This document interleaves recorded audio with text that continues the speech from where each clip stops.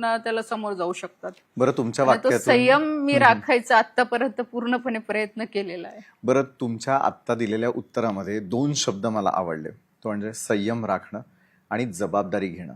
एक मोठी जबाबदारी तुम्ही पुन्हा एकदा घेताना दिसून येत आहेत की ज्या वेळेला खडसे साहेबांबद्दल बोललं जात होतं त्याच वेळेला दुसरीकडे पक्षांतर्गत त्यांना होणारा विरोधाला सामोरं जाणं, अनेक चौकशांना सामोरं जाणं, तर दुसरीकडे मात्र त्यांचे जे कट्टर विरोधक म्हणून गिरीश महाजनांना समजलं जातं, त्या दोघांना एकत्र आणण्याची जबाबदारी जर तुम्ही तुमच्या खांद्यावर घेणार असाल तर हे कसं घडवून आणणार आहात तुम्ही?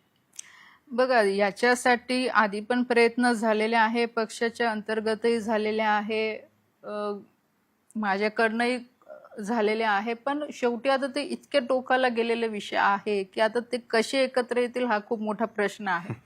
पण तरी सुद्धा प्रयत्न हाच चालू आहे की वेळेसोबत ह्या सुद्धा गोष्टी पुढे म्हणजे चांगल्या होतील हीच अपेक्षा मी पण करते.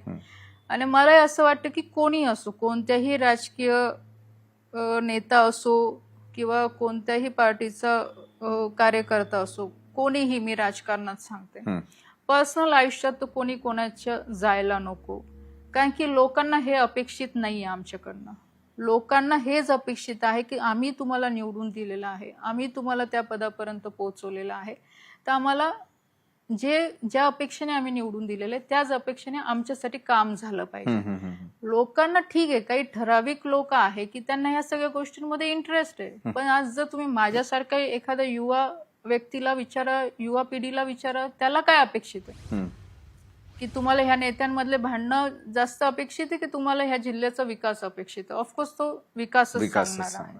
म्हणून माझं पर्सनल मत आहे की कोणीही कोणाच्या व्यक्तिगत जीवनामध्ये न जाता कामावर कॉन्सन्ट्रेट केलं तर नक्कीच त्याचा फायदा आपल्याला होईल आणि लोकही आपल्यापासून समाधान होतील. आणि मी पण आतापर्यंत तेच मी पाळत आलेली आहे. असं नाही आहे की माझ्या मागे मला बोलत नाही किंवा माझ्यावर टीका होत नाही. माझ्या इलेक्शनच्या असे खूप माझ्या टीका झाल्या, माझ्या इन्क्वायरी झाल्या, सगळ्या गोष्टी झाल्या. पण ते तुम्ही पब्लिकली बोलून तुम्ही काय करणार आहे?